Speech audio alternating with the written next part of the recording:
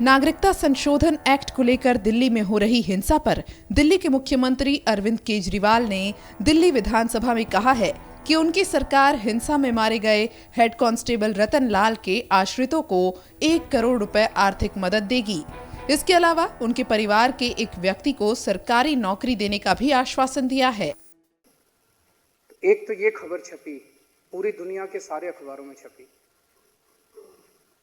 और दूसरी खबर छपी कि जब डोनाल्ड ट्रंप देश का दौरा कर रहे थे तो दिल्ली जल रही थी।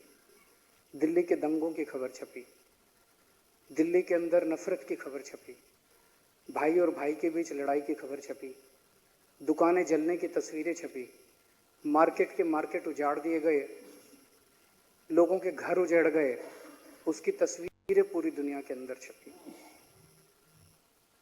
हम सब दिल्ली वालों को ये सोचना है कि हमें कौन सी तस्वीर चुननी है।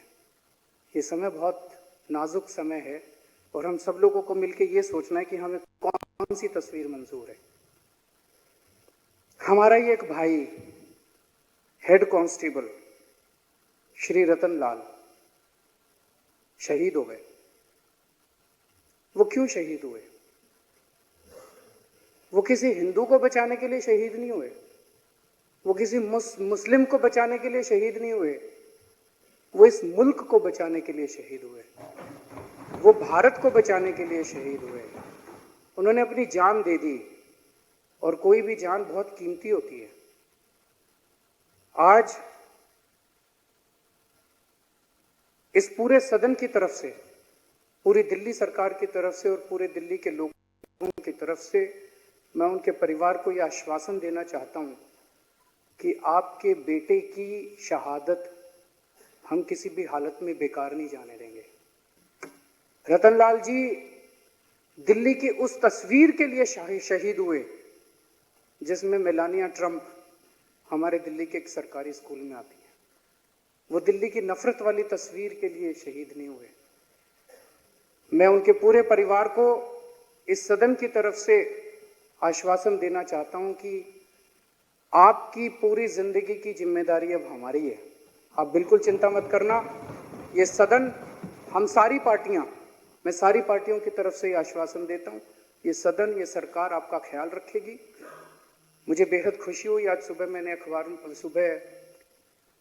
न्यूज़ चैनल्स में पढ़ा, न्यूज़ चैनल्स में सुना कि केंद्र सरकार शायद 1 करोड़ रुपए का उनको सम्मान राशि दे रही है। दिल्ली सरकार भी, दिल्ली सरकार की पहले से नीति है, दिल्ली सरकार उनके परिवार को 1 करोड़ रुपए की सम्मान राशि देगी और उनके एक परिवार के एक व्यक्ति को दिल्ली सरकार में नौकरी देगी। मैं फिर से ये पूछना चाहता हूं कि जो 3 दिन से दिल्ली के अंदर घटनाएं घटी, ये क्यों घटी? ये कौन करवा रहा है? दिल्ली के लोग बहुत अच्छे हैं, दिल्ली के लोग अमन चैन पसंद हैं, दिल्ली के लोग प्यार और मोहब्बत की जिंदगी जीना चाहते हैं। दिल्ली में सभी धर्म के लोग भाईचारे से रहते हैं, कितने दशकों से, सदियों से भाईचारे से रहते आए हैं।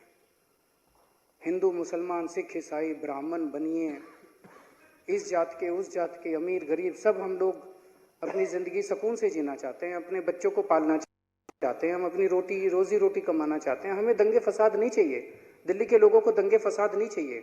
हमें अपनी जिंदगी जीनी है, हमें अपने बच्चों को पालना है, बच्चों का भविष्य बनाना है, दिल्ली को सुंदर बनाना है, यही हमारा भविष्य है।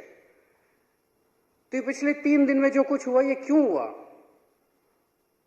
ये दिल्ली के आम आदमी ने नहीं किया, ये कुछ बाहरी तत्वों ने, कुछ राजनीतिक तत्वों ने और कुछ उपद्रवी तत्वों ने, असामाजिक तत्वों ने और कुछ राजनीतिक तत्वों ने, इन लोगों की कारस्तानी है कि पिछले 3 दिन से दिल्ली के कुछ इलाके जल रहे हैं।